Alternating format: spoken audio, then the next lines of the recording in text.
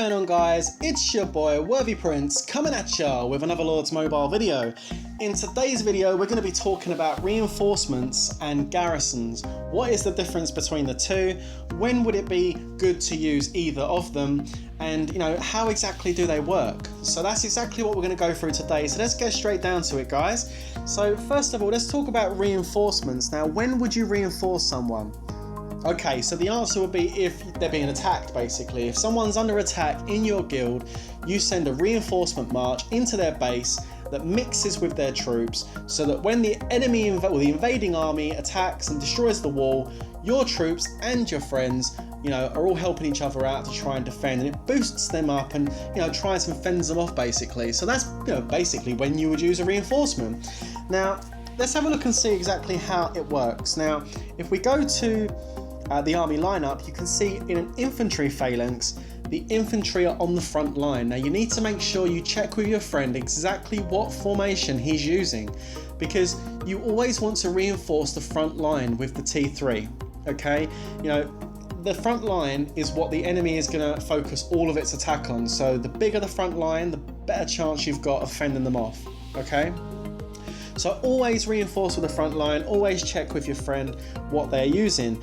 Now don't worry about your stats, don't worry about using an army boost, because your stats are going to mean nothing when it comes to this attack.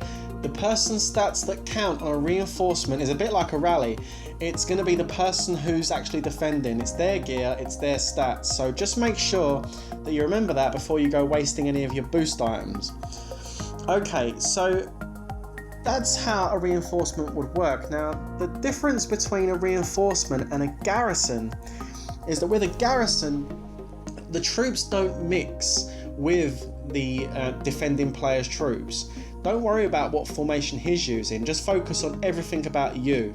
So set your formation that you feel is going to counter what's coming, send the troops that you feel is going to be a good counter, and you can also include your heroes and boost your march. You can send a full 375,000 march, with all of your heroes, your gear, everything. It's your stats that are going to come into play, because these troops don't mingle with the troops behind the wall. What these do is sit in front of the wall on the battlefield.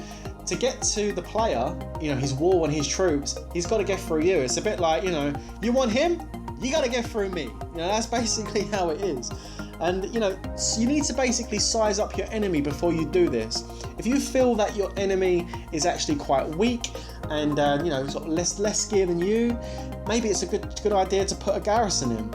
If he's quite strong and you feel that it's going to be one big hit, you're better off reinforcing and mixing with your friend's troops. And I've got a battle report to show you exactly how this works. Now, it wasn't a huge rally or solo, but it just gives you an example of how it works. Now, I had a low might player that was under attack earlier on, okay, and he's a free-to-play player, and I wanted to help him out. The person attacking him wasn't that strong, but stronger than him. He obviously spent a little bit of money, and I decided to jump in and give him a hand. So what I'd done was I put a garrison in.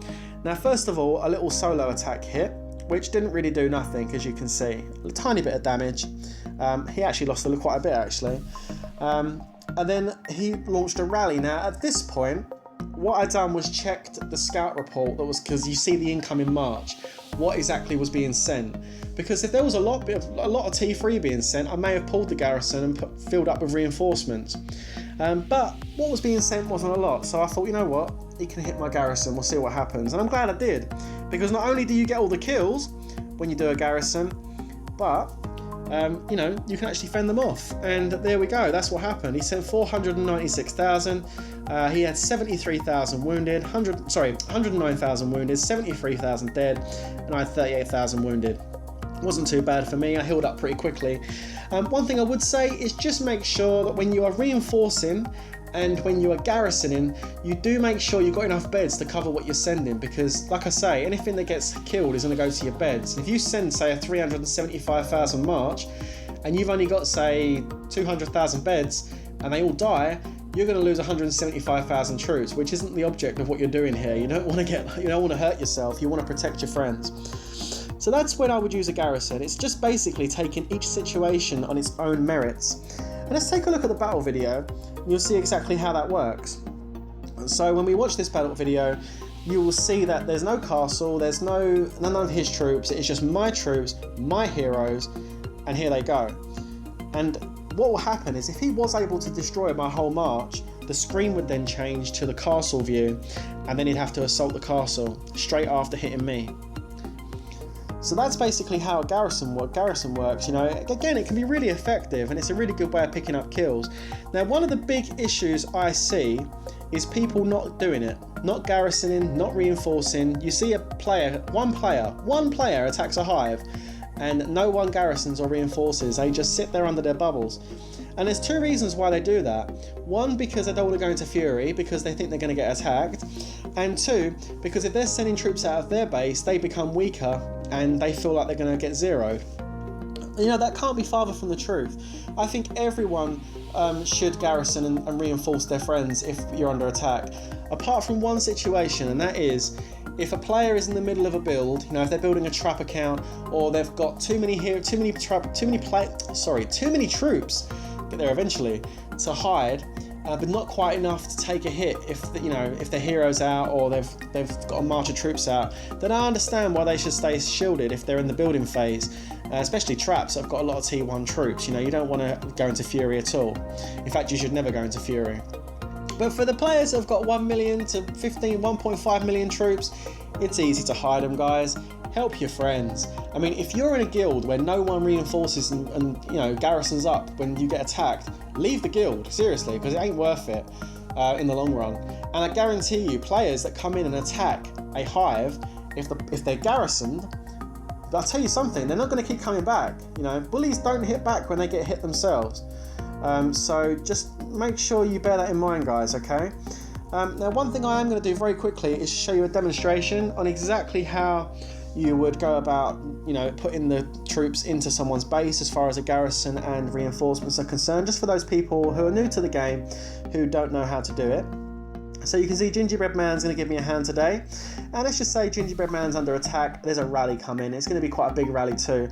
Okay, so first of all, number one, before I send my reinforcements in, make sure your troops are safe. If you can't take a solo hit yourself, a rally's not too bad. You can pull your troops out and pull away, you know, and then hide the troops or whatever. I'm just saying, if you can't take a solo hit, don't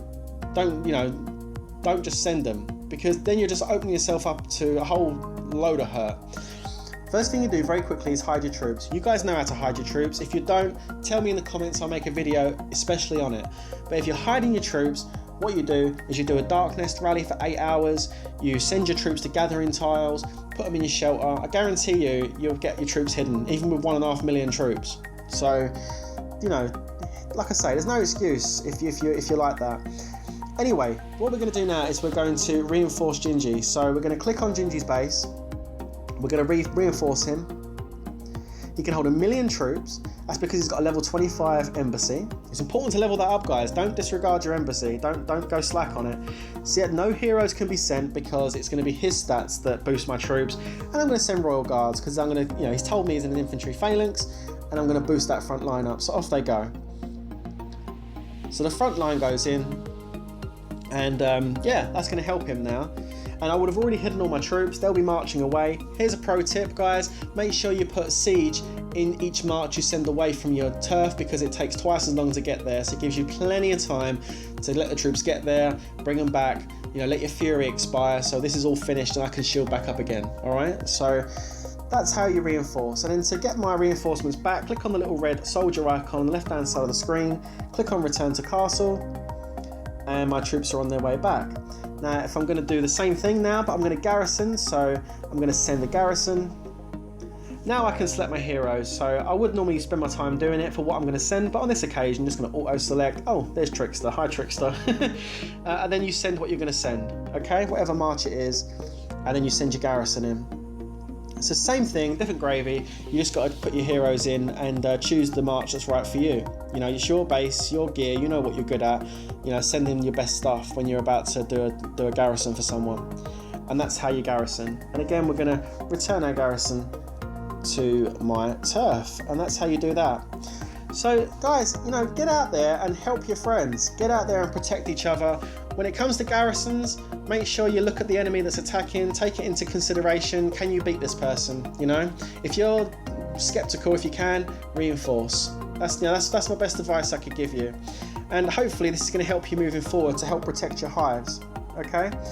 On that note, guys, I will leave it there. If it's your first time on the channel, make sure you hit that subscribe button and leave a like. If you're back again, then thanks for watching. And until the next time, guys, peace out.